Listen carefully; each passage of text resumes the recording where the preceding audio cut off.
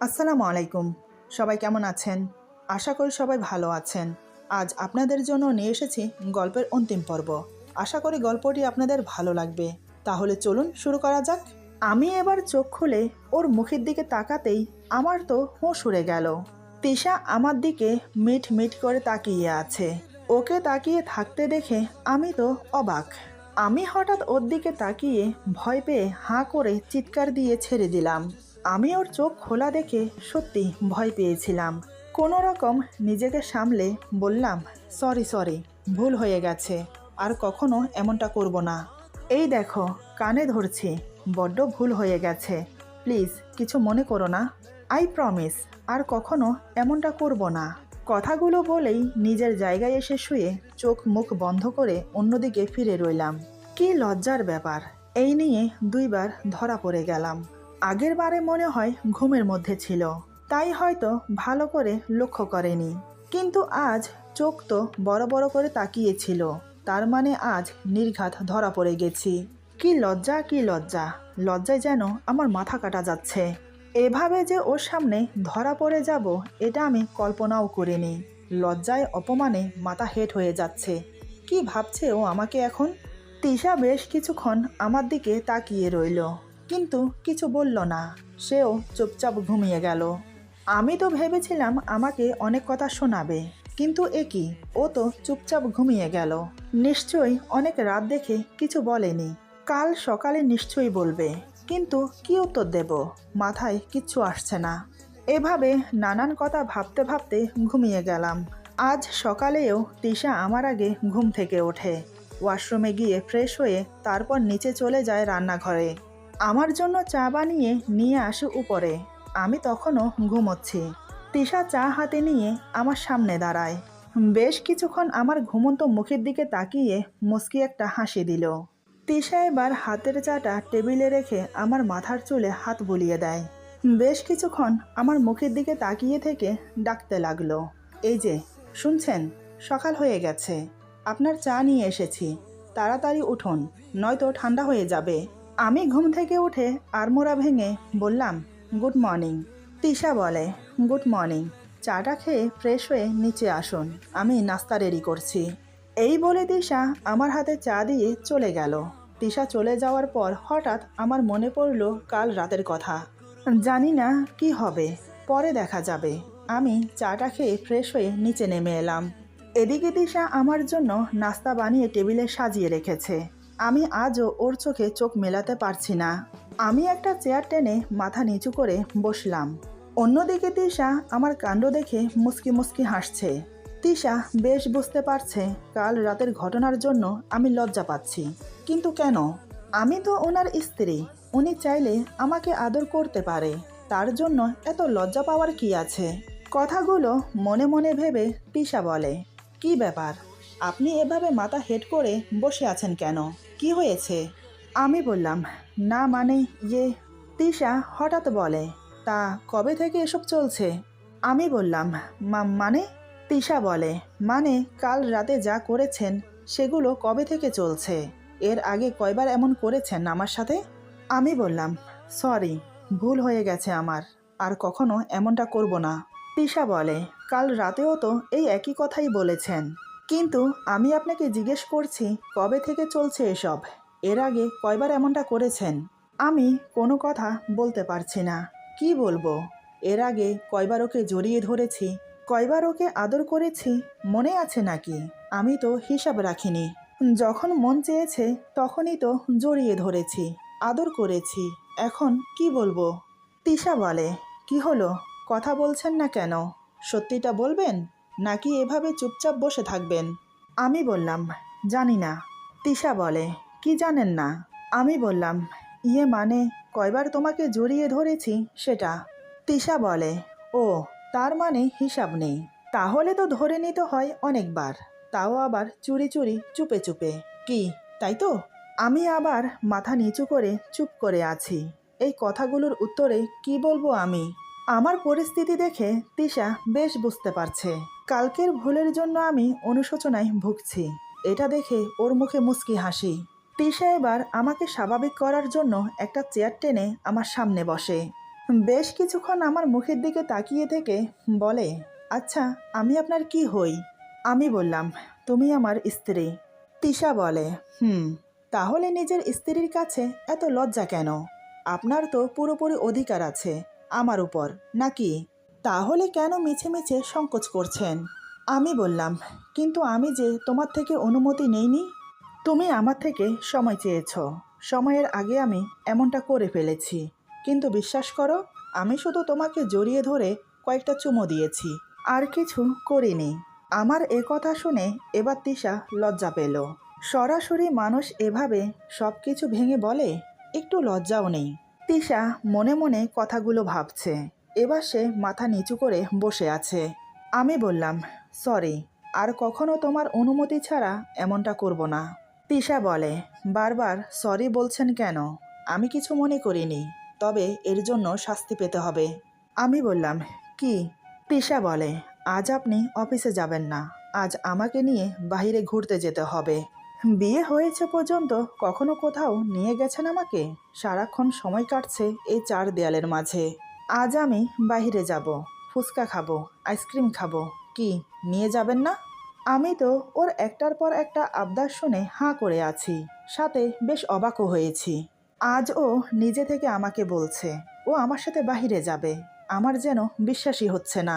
আমাকে অমন করে তাকিয়ে থাকতে দেখে তিশা বলে, কি হলো, নিয়ে যাবেন না? আমি এবার নিজেকে স্বাভাবিক করে বললাম, হ্যাঁ নিয়ে যাব। তিশা বলে, আমি কিন্তু ফুচকা, চটপটি, আইসক্রিম সব খাবো। আমি বললাম, তুমি যা খেতে চাইবে, যা বলবে তাই হবে। তাহলে আজ আমরা দুপুরের লাঞ্চ এবং রাতের ডিনারও বাইরে করব। মানে আজ সারাদিন আমরা বাইরে ঘুরবো, কি এবার ঠিক আছে তো? তিশা বলে, জানি না ও কতটুকু খুশি হয়েছে আমার কথা শুনে, তবে আজ আমি অনেক খুশি। এদিকে তিশা আমার জন্য নাস্তা প্লেটে বাড়ছে। টেবিলে শুধু একটা প্লেট। এটা দেখে আমি অবাক হয়ে বললাম, কি ব্যাপার, তুমি নাস্তা করবে না? তিশা বলে, করব। আমি বললাম, তাহলে বসে পড়ো, একসাথে করি নাস্তা। কিন্তু তোমার প্লেট কই? তিশা আমার দিকে তাকিয়ে বলে, আমরা আজ থেকে এক প্লেটে খাবো। কথাটা শুনে আমি তো হতবাক হয়ে ওর মুখের দিকে তাকিয়ে আছি। আমাকে অবাক হয়ে তাকিয়ে থাকতে দেখে তিশা বলে, অমন করে কি দেখছেন? দেখুন, এখানে অবাক হওয়ার কিছু নেই। আপনিই তো বলেছেন যে আমার সাথে এক প্লেটে খাবার খেতে চান, তাহলে এখন আবার অবাক হচ্ছেন কেন? আমি কিছু বলতে পারলাম না, শুধু ওর মুখের দিকে তাকিয়ে আছি। ভেবেছিলাম কালকে রাতের ঘটনার জন্য হয়তো ও আমাকে ভুল বুঝে চলে যাবে, নয়তোবা সব কিছুর জন্য আমাকে দোষী করবে। কিন্তু না, এ তো আমাকে অবাক করে দিয়ে আমার মনের চাহিদাগুলো পূরণ করছে। হঠাৎ তিশা এক টুকরো রুটি ছিঁড়ে তার সাথে কিছুটা আলু ভাজি নিয়ে আমার মুখের সামনে ধরে বলে, এই নিন, হাঁ করুন। আমি তো এবার আরও হতভ্রম হয়ে পড়ি। মুখ দিয়ে কোনো কথাই বের হচ্ছে না। এসব কি হচ্ছে? আমার কাণ্ড দেখে তিশা আবার বলে, কি হলো? এভাবে তাকিয়ে না থেকে হাঁ করুন। আমি এবার হাঁ করলাম। তিশা আমাকে খাইয়ে দিল। আমাকে আর হাত দিতে দিল না। সে আমাকে খাইয়ে দিচ্ছে এবং নিজেও খাচ্ছে। আজ আমি স্বপ্নের মধ্যে বাস করছি, এমন মনে হচ্ছে। ভাবতে পারিনি আজকের দিনটা আমার জন্য এত কিছু ওয়েট করছে। তিশা আমার সাথে এতটা স্বাভাবিক হয়ে মিশবে, নিজের হাতে খাইয়ে দেবে, আমার সাথে ঘুরতে যেতে চাইবে। স্বপ্ন নয় তো? ভাবনায় ছেদ পড়ল তিশার কথায়। তিশা নাস্তা খেতে খেতে বলে, দেখুন, কাল রাতে আমি অনেক ভাবলাম। যাকে নিয়ে ভেবে আমি সময় নষ্ট করছি, আসলে সে তো আমার না। যদি আমার হতো তাহলে আমি তাকেই পেতাম, সেটা যে কোনো মূল্যে। কিন্তু আল্লাহ তাআলা আমার নসিব আপনার নসিবের সাথে লিখেছে, যেটা উপর থেকে নির্ধারিত হয়ে এসেছে। সেটাকে আমি এখন উপেক্ষা করব কি করে?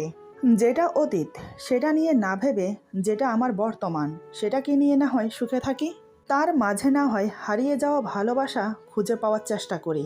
আমার প্রতিটা মুহূর্তের ভাবনায় আপনার অস্তিত্ব ফুটিয়ে তুলতে চাই আমি। কিন্তু হ্যাঁ, আমার একটা কথা আছে। আমি বললাম, বলো। আজ তোমার একটা কথা কেন, হাজারটা কথা আমি শুনতে বাধ্য। তিশা হঠাৎ করে আমার চোখে চোখ রেখে আমার হাতের উপর হাত রেখে বলে, আমাকে ওর থেকেও বেশি ভালোবাসতে হবে। এত ভালোবাসতে হবে যাতে ওর কথা আমার কখনো মনে না পড়ে, যাতে ওর কোনো অস্তিত্ব আমার মনে না থাকে। আমি ওকে ভুলে যেতে চাই পুরোপুরিভাবে। ওর মতো বেইমানের কোনো কিছুই যেন অবশিষ্ট না থাকে। আমি ওকে ভুলে যেতে চাই, মনে রাখতে চাই না আমি ওকে। এই বলে ডুকরে কেঁদে ওঠে। এত সহজে কি সব কিছু ভোলা যায়? বুঝতে পারলাম ওর দেওয়া আঘাত মেনে নিতে খুব কষ্ট হচ্ছে। এই মুহূর্তে আমার সঙ্গ ওর খুব প্রয়োজন। তাই আমি তিশার কথা শুনে আমি আমার চেয়ার আর একটু ওর সামনে নিয়ে বসি। আমার এক হাত ওর চুলের মধ্যে গলিয়ে দিয়ে ওর মাথাটা আর একটু কাছে নিয়ে এসে অন্য হাতে ওর চোখের পানি মুছে দিয়ে ওর কপালে গভীর একটা চুম্বন করে বললাম, তোমাকে আমি অনেক ভালোবাসি। আমি তোমাকে এত ভালোবাসা দেব যে ওর কথা কখনো মনে পড়বে না। তুমি কখনো নিজেকে একা মনে করো না। এই দেখো, এই তো আমি আছি। তোমার সুখে দুঃখে সবসময় আমি তোমার পাশে থাকবো। কখনো তোমাকে ছেড়ে যাব না।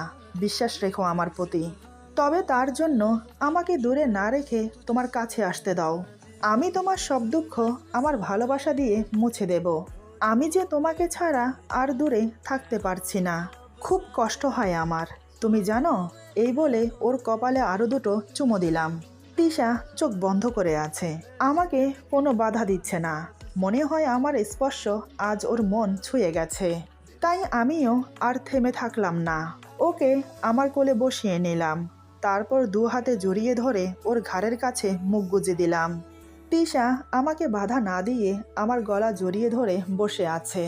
আমি বুঝতে পারছি প্রতিদিন রাতে আমার ছোঁয়া ওকে ব্যাকুল করেছে, আজ আমার কাছে আসতে বাধ্য করেছে। আমি ওর ঘাড়ের কাছে মুখ গুজে জোরে জোরে নিঃশ্বাস নিতে থাকি। এই সেই শরীরের ঘ্রাণ, যে ঘ্রাণ আমাকে মোহিত করেছে ওর প্রতি। আমি মুখ তুলে তিশার মুখের দিকে তাকালাম। দেখি সে চোখ বন্ধ করে আছে, মুখে একটা লজ্জা লজ্জা ভাব। বেশ আকর্ষণীয় হয়ে উঠেছে ওর মুখটা। চোখের কোণায় এখনো জল চিকচিক করছে। ওর ঠোঁট জোড়া তিত্তির করে কাঁপছে। এবার আমি ধীরে ধীরে ওর ঠোঁটে আলতো করে একটা চুমো দিতেই সে আমার গলা শক্ত করে জড়িয়ে ধরে। বিদ্যুৎ চমকানোর মতো চমকে ওঠে। আমি এবার ওর কানের কাছে ফিসফিস করে বললাম, I love you, I love you too much. তুমি জানো আমি তোমাকে কতটা ভালোবাসি। এতটা ভালোবাসি যে যা বলে বোঝাতে পারবো না, কখনো হয়তো অনুভব করাতে পারবো না। কিন্তু তারপরেও আমি তোমাকে বড্ড বেশি ভালোবাসি। প্রথম যেদিন তোমাকে দেখতে গিয়েছিলাম, তোমার নিশ্চয়ই মনে আছে, আমরা ছাদে কথা বলতে গিয়েছিলাম। তুমি আমার পাশে দাঁড়িয়েছিলে। তখন তোমার শরীরের ঘ্রাণ আমাকে তোমার প্রতি আকৃষ্ট করে। তখন আমার মনে হয়েছিল তুমি ছাড়া আমার জীবন বৃথা। তুমি ছাড়া আমার জীবনের কোনো অস্তিত্ব নেই। প্রথম দেখাতেই তোমাকে আমার পছন্দ হয়, শুধু আমার না, আমার ফ্যামিলির সবার। কিন্তু যখন তুমি সুজনের কথা আমাকে বললে, বিশ্বাস করো মুহূর্তেই আমার ভেতরটা শূন্য হয়ে যায়। যেন আমি এখনই আমার জীবনে ছন্দ হারিয়ে ফেলেছি। তোমাকে হারানোর ভয় আমাকে যেন আষ্টে পিষ্টে জড়িয়ে ধরেছে। কিন্তু ভাগ্যের ফেরে তুমি আমারই হলে। তাই তোমাকে আমি হারাতে চাই না।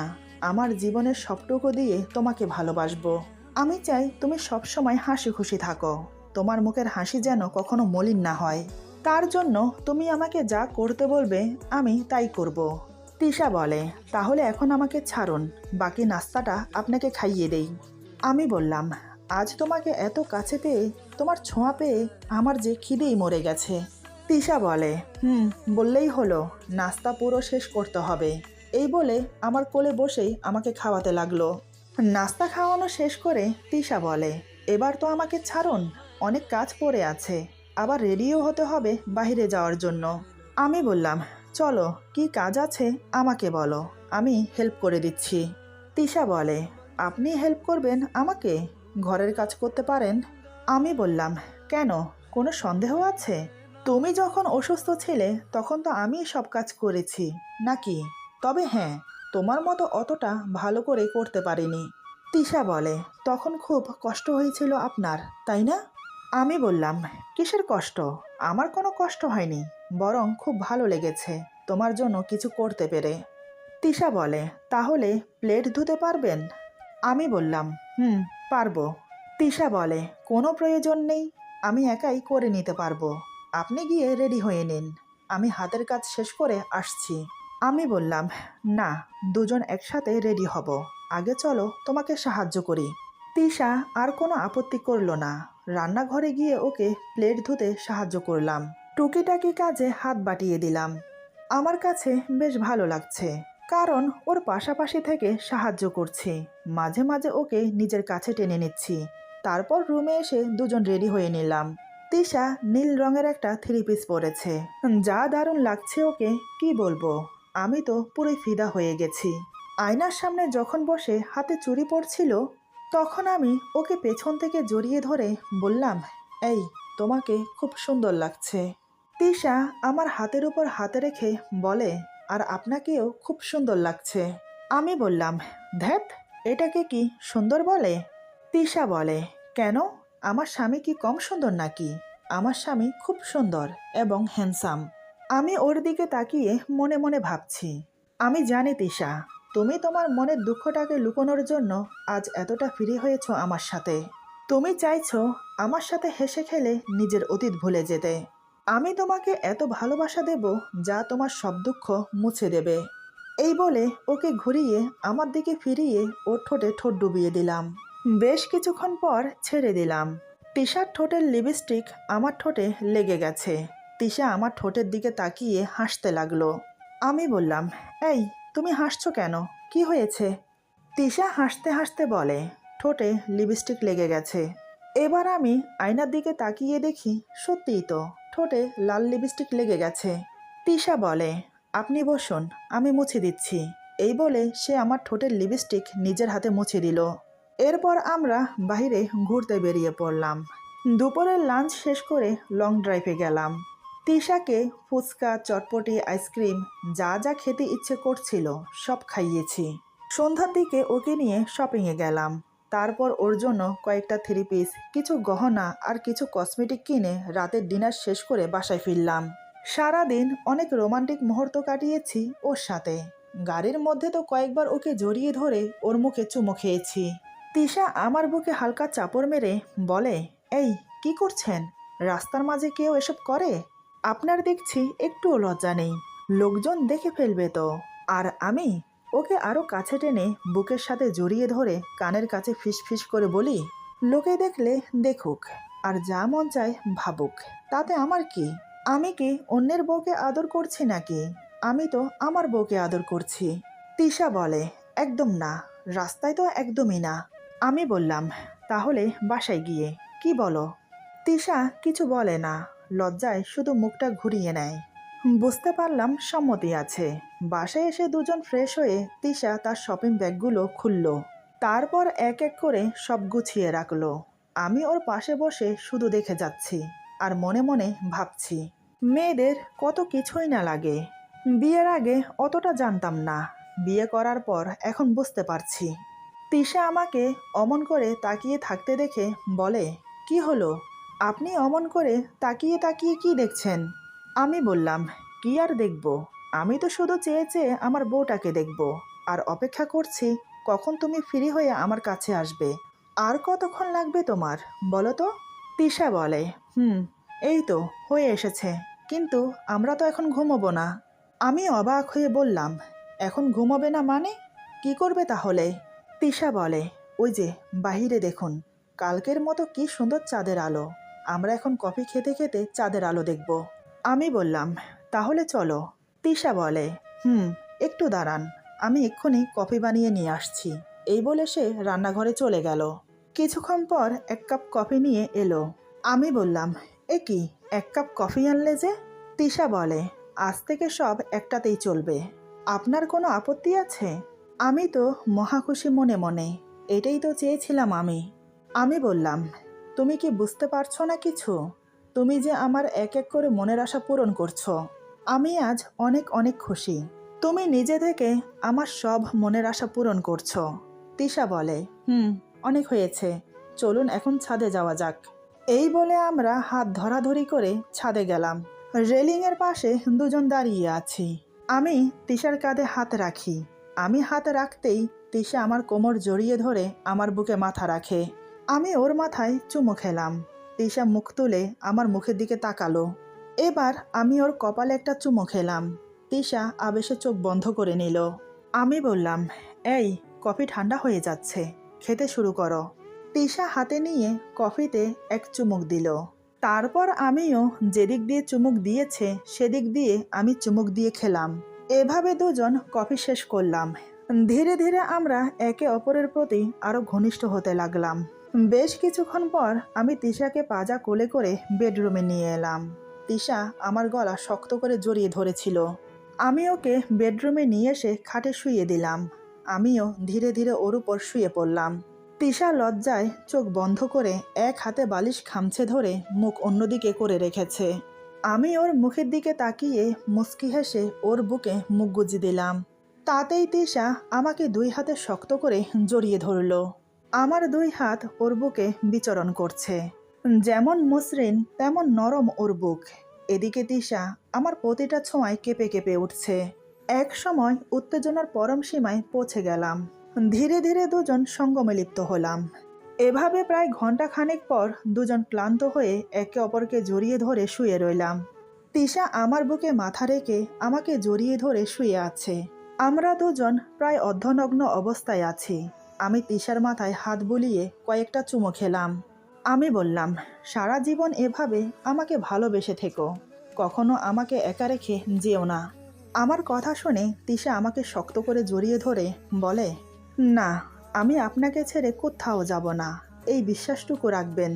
আমি বললাম, আচ্ছা তুমি আমাকে আপনি না বলে তুমি করে বলো না, তাহলে কিন্তু আমার বেশ ভালো লাগতো। তিশা বলে, আচ্ছা ঠিক আছে, যেমনটা আপনি চাইবেন। ও সরি, যেমনটা তুমি চাইবে। আমি বললাম, আমার চাওয়া পাওয়া সব তো তুমি, আর কি চাই আমি? আমার আর কিছু চাওয়ার নেই। শোনো না, কাল আমি অফিসে যাব না। কাল আমি তোমার সাথে সময় কাটাবো, মানে কাল সারাদিন তোমাকে আদর করব। তিশা বলে, কালকেরটা কালকে দেখা যাবে, এখন ঘুমাও। তারপর আমরা একে অপরকে জড়িয়ে ধরে ঘুমিয়ে গেলাম। সকালে ঘুম থেকে উঠে তিশা গোসল করে নিল। ওয়াশরুম থেকে গোসল করে এসে মাথার চুল মুছতে মুছতে আমার দিকে তাকিয়ে থাকে। তিশার মুখে আজ প্রশান্তির হাসি। তিশা আমার জন্য চা বানিয়ে নিয়ে এলো। আমাকে ঘুম থেকে ডাকতে লাগলো, এই শুনছ, তোমার চা ঠান্ডা হচ্ছে। আমি ঘুম ঘুম ভাব নিয়ে ওর হাত ধরে টেনে বুকের সাথে জড়িয়ে নিলাম। তারপর অপলকহীনভাবে ওর দিকে তাকিয়ে রইলাম। সে বলে, এমন করে কি দেখছো? হ্যাঁ? আমি কিছু বলি না। আমি সেই চোখের মাঝে আমাকে নিয়ে তার ভয়ানক সুন্দর ভালোবাসাকে দেখতে পাই। এমন ভয়ানক সুন্দর ভালোবাসাগুলোর মাঝে আমার জড়িয়ে থাকতে খুব ইচ্ছে করে। এমন মায়া মায়া ভালোবাসাকে আমার হারাতে একটুও ইচ্ছে করে না। এভাবেই পূর্ণতা পেল আমাদের ভালোবাসা। মাঝে মাঝে এমন করেও ভালোবাসা হয়। আজকের গল্প এখানে সমাপ্ত। অতি শীঘ্রই নতুন গল্প নিয়ে আসছি। আশা করি গল্পটি আপনাদের ভালো লাগবে। যদি ভালো লাগে তাহলে লাইক, কমেন্ট এবং সাবস্ক্রাইব করে আমাদের পাশে থাকুন। সবাই ভালো থাকুন, সুস্থ থাকুন। আল্লাহ হাফেজ।